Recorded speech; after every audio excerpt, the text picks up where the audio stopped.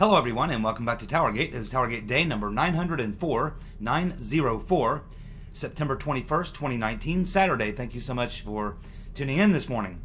Okay, little story yesterday that Pelosi, Madam Botox, wants a new law that will allow a sitting president to be indicted. Good luck with that. I don't think it's going to happen. But now there is the issue with a former president can certainly be indicted, and the one that most likely comes to mind, in my opinion, would be Barack Hussein Obama. And if Barr and Mr. Durham are doing a thorough, honest investigation, they will find that Barack Hussein Obama was one of the ringleaders in the coup, and therefore he should be indicted. It'll be interesting if, in fact, we do get a real thorough, honest investigation, and it does show what we all know to be true, that Barack Hussein Obama was one of the ringleaders of the coup. It'll be interesting to see what Madam Botox's reaction will be then. Will she still support indicting a president, and in this case, not even a current president, but a former president, for high crimes? We'll see how that works. Now, what's really going on here, if you want to just cut through the bullshit and get right to the bottom of it, really, and this goes to everything that we're seeing that's been going on. The demo commies realize that they cannot beat Trump. They can't beat him in 2020 in the election. They know they can't. The only way that they can get rid of Trump is to drive him out of office through some sort of a witch hunt. That's not going to work either. I think that ship has sailed. We learned today that Trump is more popular than he's ever been. In fact, they did a poll and looked at exactly where Obama was yesterday at this time in his administration, and Trump is actually polling about a point higher than Barack Obama was at this point. And he went on to a pretty easy re-election, and he actually had a somewhat serious contender. Somewhat serious. In this particular case, Trump's doing way better than Obama, and he doesn't even have a serious contender.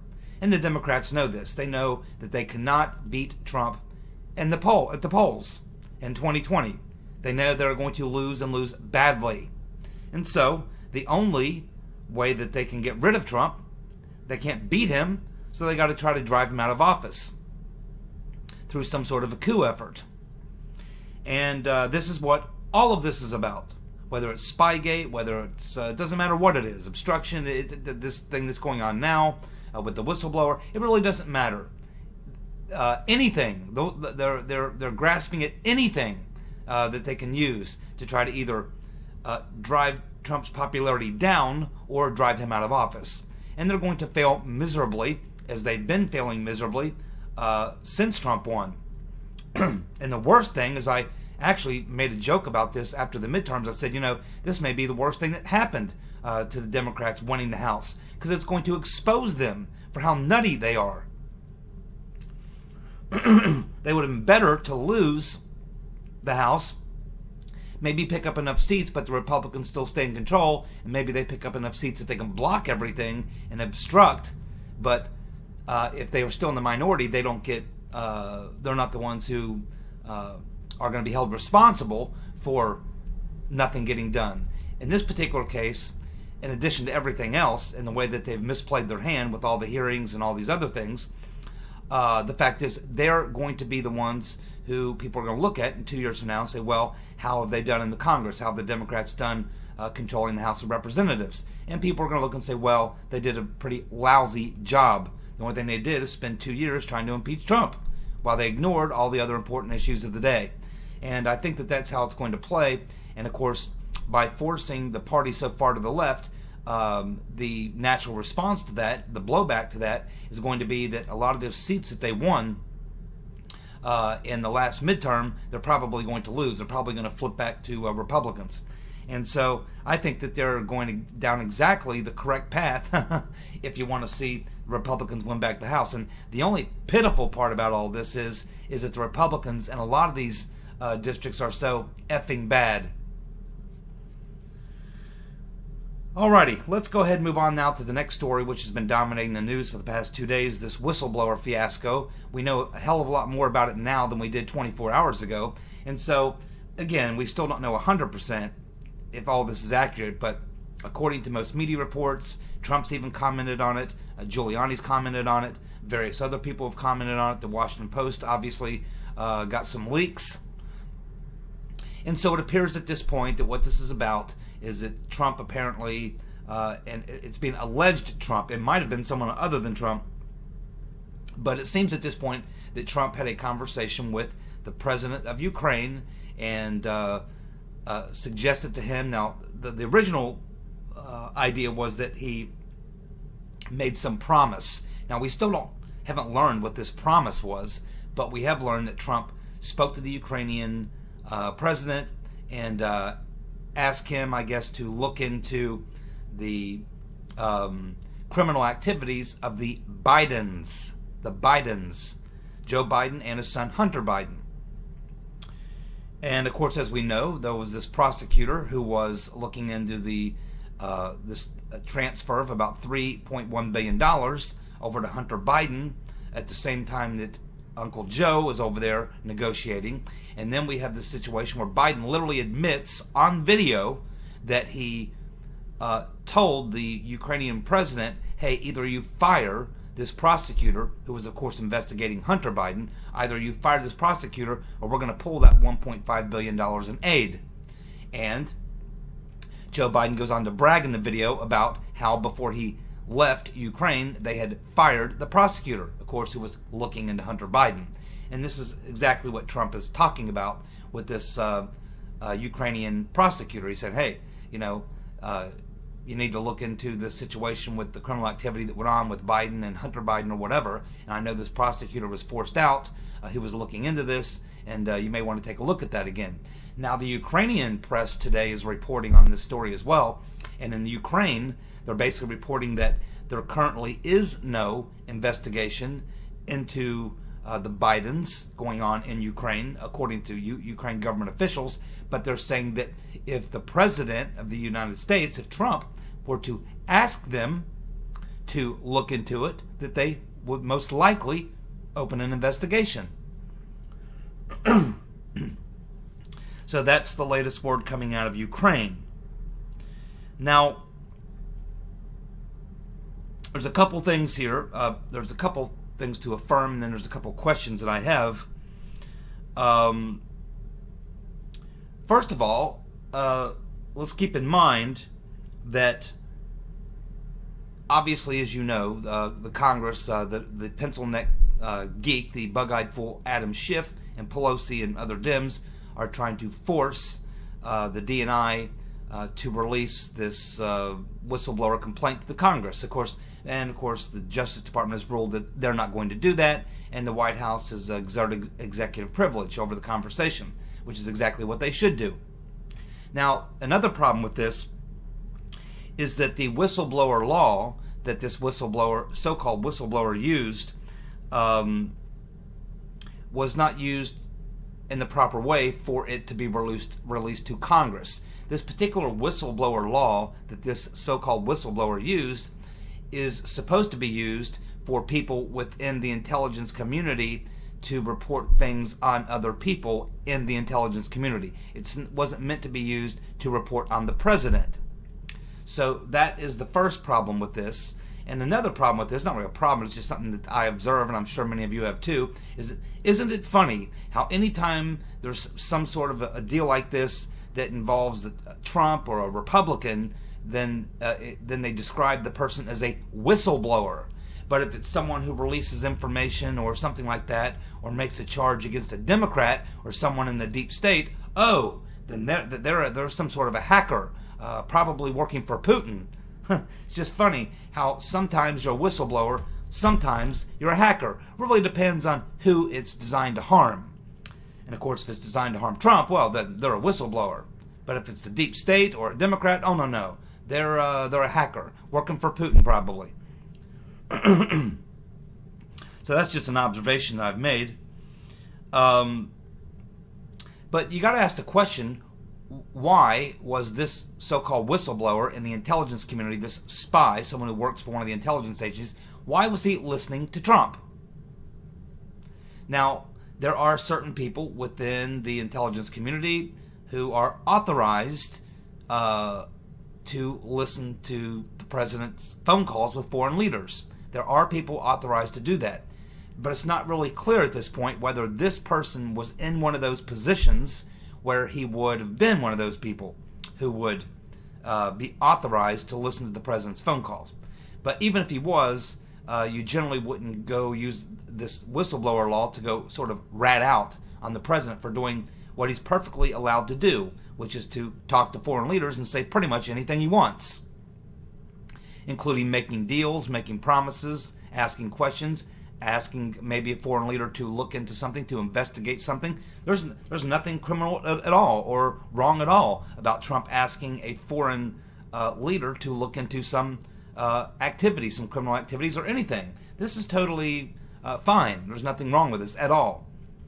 And it's just another effort, again, by the deep state. But I would like to know who this person is. Obviously, we've heard from Trump himself that the people in the DOJ who've looked at this, the acting DNI, they've determined that this person was a partisan hack who didn't like Trump and who was just trying to get a dig in on Trump. And of course, nothing that was said there is anything that is worth being concerned about, according to those who have actually looked at it.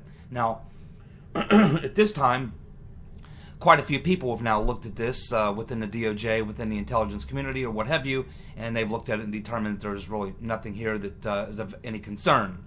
It was just a deep state hack, probably working on behalf of Mr. Potato Head or someone else.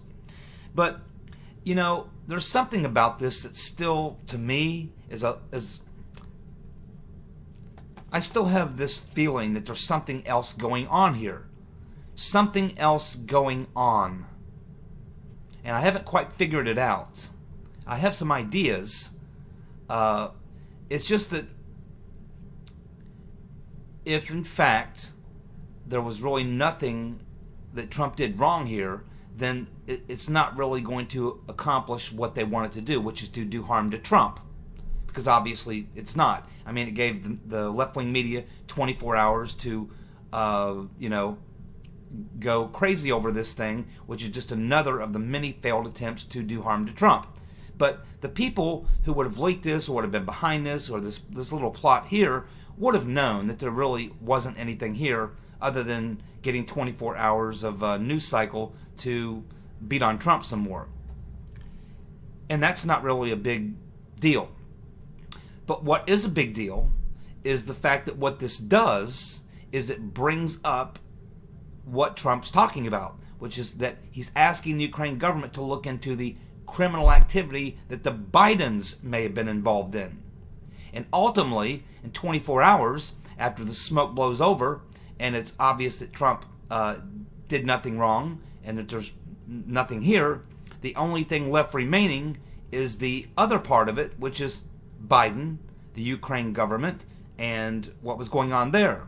And let's not forget, Giuliani went on to CNN and told Cuomo two things. He said, number one, yes, I asked the Ukrainian government when I was over there if they had looked into the situation with Biden and his son, and I also had asked them to look into the 2016 election and what was going on with Ukraine and the Democratic Party and Alexandria Chalupa, and the fact that the FBI, as we reported here, I mean, we've talked a lot about what went on. The early origins of the Spygate thing really began in Ukraine with this Democratic operative Alexandria Chalupa feeding stuff to Christopher Steele, Glenn Simpson, feeding stuff to directly to the Hillary Clinton campaign, feeding stuff into the State Department. And this was being done by this Democratic operative.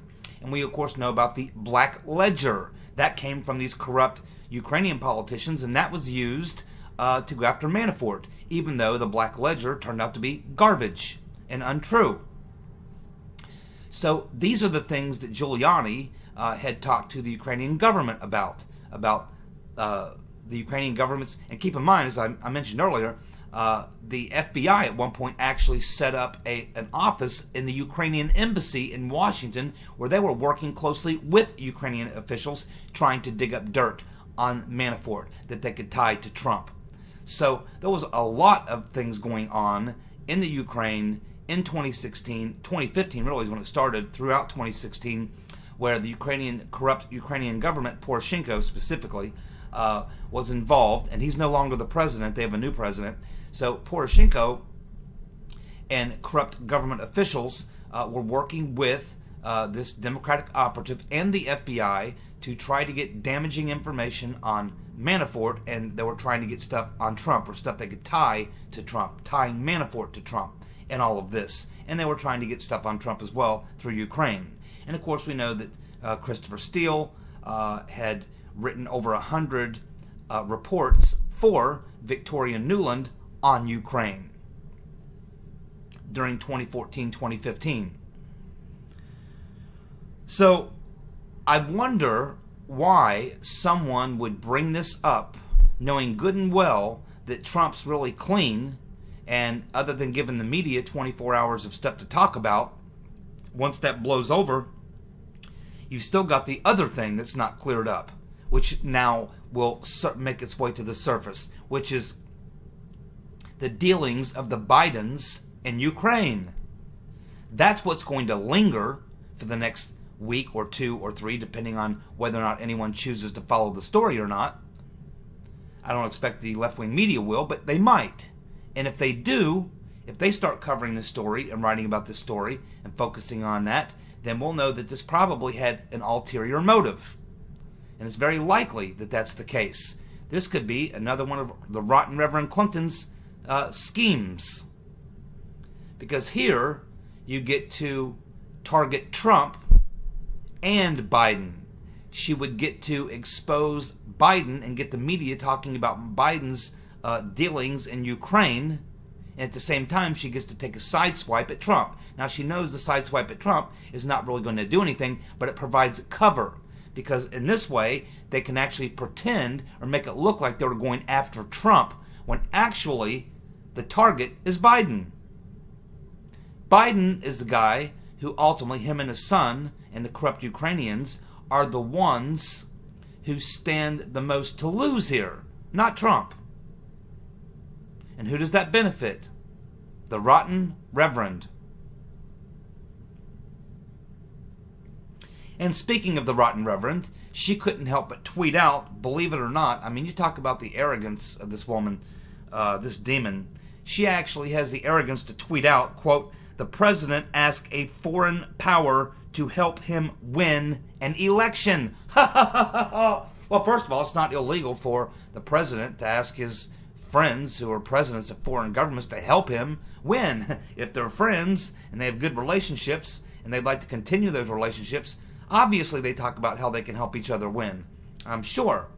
Now, they can't do a lot of things. They can't get involved in the politics of it. But as far as having the discussion, certainly those discussions are held, but they don't even have to have the discussion. I mean, they know, just like we know Obama didn't want Netanyahu winning his election in Israel, but we know that Trump probably does want Netanyahu to win his election in Israel. So, and they have these discussions, but so there's nothing there really. But it's the chutzpah of the rotten Reverend Clinton to make this comment.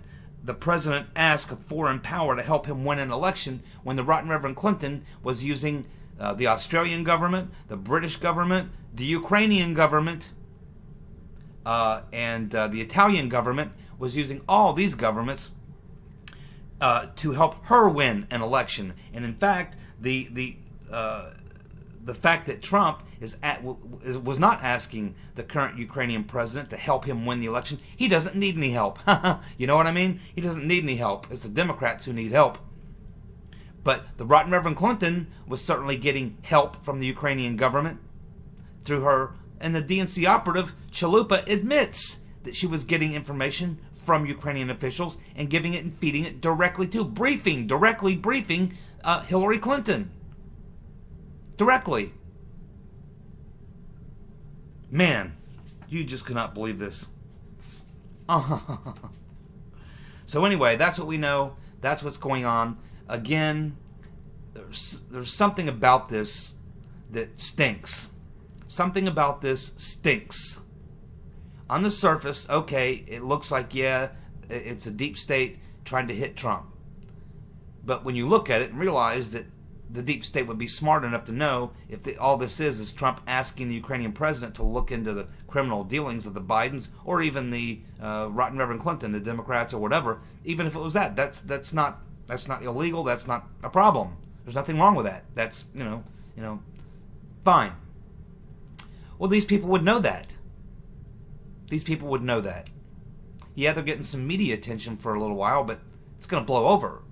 What's far more damaging is it's now the question about Biden and his son and their activities with the corrupt Ukrainian government.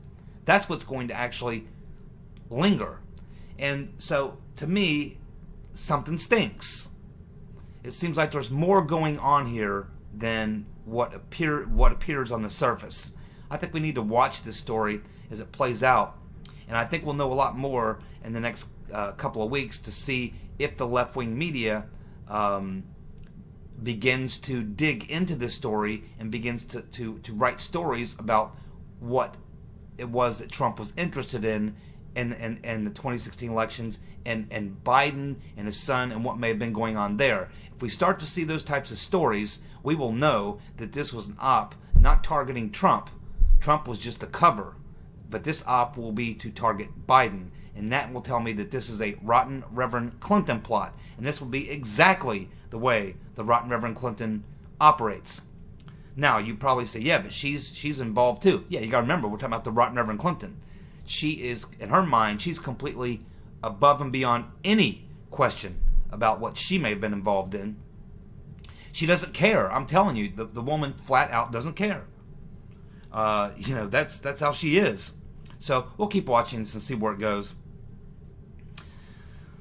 Let's see. Well, Bill de Blasio is out and back to New York. Bad news for people in New York. I'm pretty sure they were probably wishing he would stay in this race as long as possible to keep his ass out of New York. But no luck for the New Yorkers because de Blasio is now dropped out.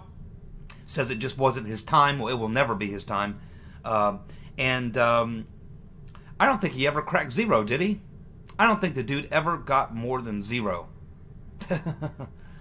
But he's back in New York, and he's out of the race. Next up, we have Rosenstein. Rosenstein. Many of you know how I feel about Rosenstein. So we have new emails that have been obtained through a FOIA, and they reveal that Rosenstein was in communication with media outlets, and he was offering to be an anonymous source. And this was all in just the weeks leading up to and just after he appointed Uncle Bob, the drive-by executioner, as a special counsel. So we have one email that he sends to a journalist where he says, "My schedule's pretty busy. Are you looking for off-the-record background or reportable details? If the latter, I should include OPA." Now, this was 2 weeks before he appointed Mueller. There's another one where he's responding to a CNN reporter that he did not see the need for a special prosecutor. This CNN put out a story, I guess, saying that they were told that Rosenstein was saying he didn't see the need for a special prosecutor. But he emails them, this reporter, to CNN and says, "Off the record, I did not say anything about that."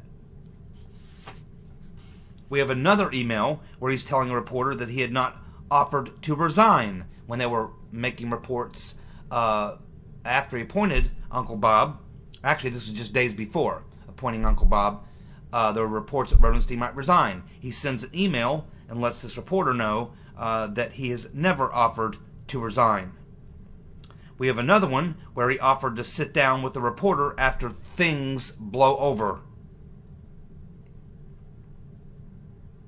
And of course, we learned just a couple of weeks ago that Rosenstein was not joking about wearing a wire. He was not joking when discussing the 25th Amendment coup, because we learn now that it just wasn't discussed once. It was discussed multiple times, quite a few times, and Rosenstein was the one bringing it up on a regular basis in several meetings, continuing to bring up this 25th Amendment idea and even wearing a wire. Rosenstein is dirty as hell, as I've been saying. I know many people in the comment section over the past 2 years have suggested he's a white hat. I never ever believe Rosenstein to be a white hat. I wonder how many of you who thought he was a white hat still believe that Rosenstein is or was a white hat.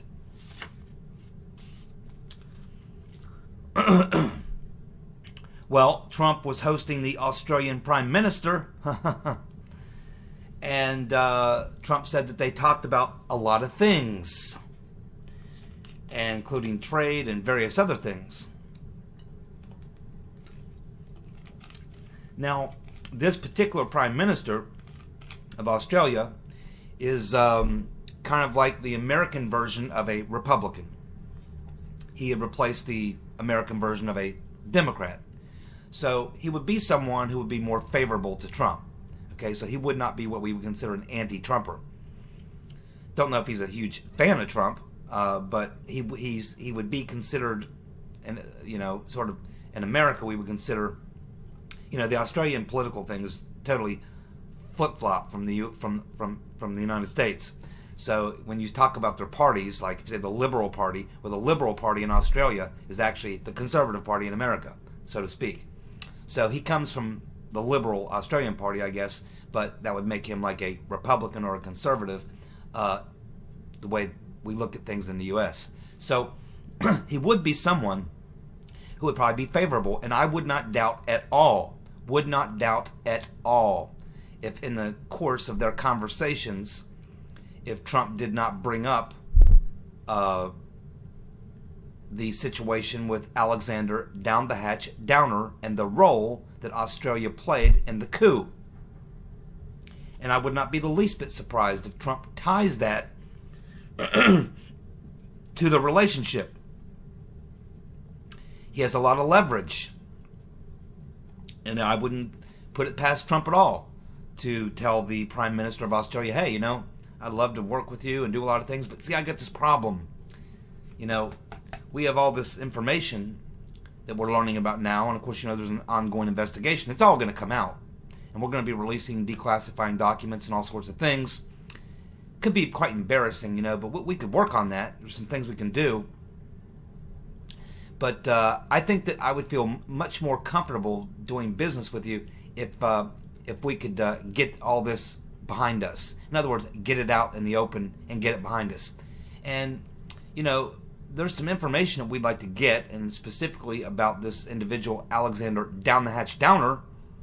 And if you could see your way clear to cooperate with the U.S. Attorney who's working on this case and the Attorney General, I'm sure that we could get some business going, get some trade deals going, get some things going. On the other hand, if things drag out and we're not able to get information and we find it difficult to get with our efforts on the investigation, then things probably won't go as smooth as we'd like. But we'll see how things go. That's pretty much how I think Trump would handle that. And I'm probably about 90% sure he did. I know he said something. I know he just didn't let it go. That's not Trump. Well, we now have a couple new polls in. We have one that has Biden and Warren, with Biden holding just a 2-point lead. We have another national poll which shows Warren holding a 3-point lead over Biden. And if you've watched the media, including, I'm talking about the left-wing media over the past week or so, just in the past 7 days or so, you've probably noticed a flip in the script. A little more than a week ago, it was still Biden's the front runner, Biden's the guy. Yeah, he's kind of crazy, says a few crazy gaffes, but hey, he's still the front runner, blah, blah, blah. Warren has too much problems with minorities. She's only got 2% of blacks support Warren, what have you.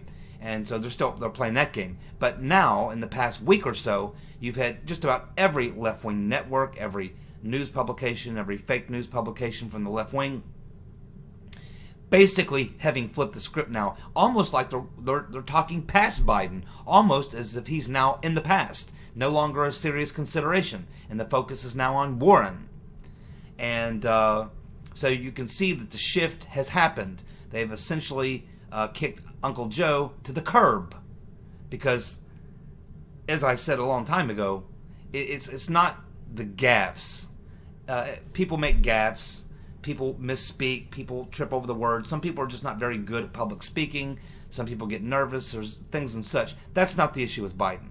Biden's issue is a real mental health issue. It's an issue of if his mind is failing, and it's obvious. This is not gaffes. These are an elderly man whose mind is just simply not that sharp anymore, and it never was that good.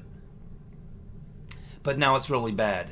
And it's become obvious now to the media. I knew it months and months ago, as did other people. I'm not alone.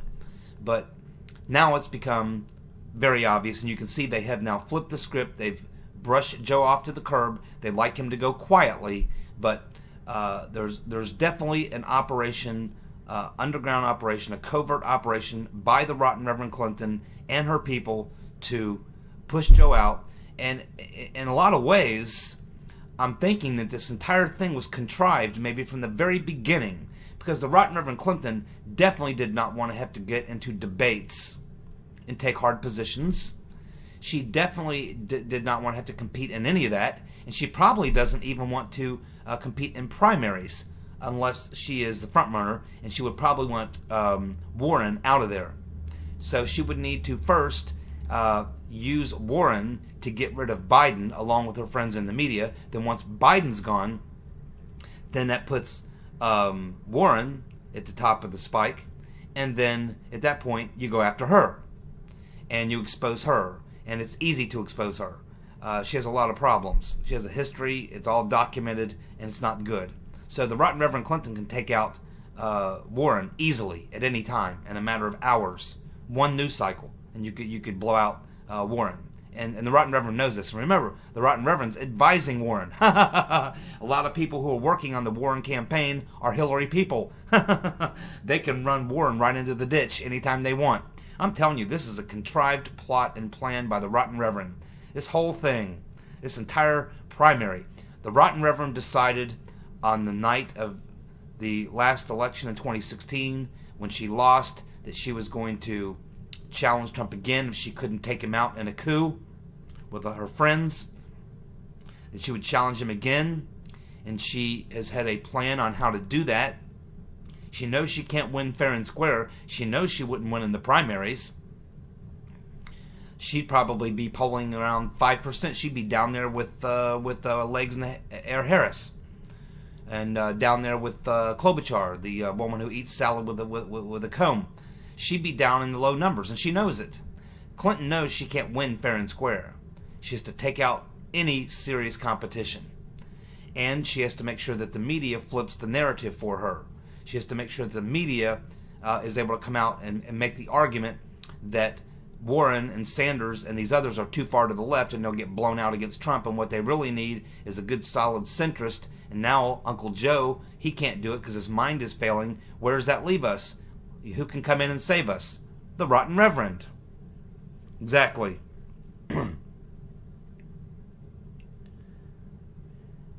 And of course, speaking of legs in the air Harris, it appears that she was speaking to another Democrat somewhere, and she said, I'm fucking moving to Iowa. I'm fucking moving to Iowa. And that was heard by a reporter who looked over and said, uh-oh. And then Kamala Harris looked back to the reporter and said, oh, I got caught. So shortly thereafter, knowing good and well that this was likely going to show up in the media, social media, the Legs in the Air Harris campaign immediately made up t-shirts that say, I'm fucking moving to Iowa, Kamala Harris. And they're now selling those shirts. So there you go. That shows you what we're dealing with here. She's a complete idiot. somehow she thinks that's a big winner. That'll turn things around. She's fucking moving to Iowa. Alrighty, there you go. Thanks so much for tuning in. I'll be back tomorrow with more TowerGate. See you guys. Bye.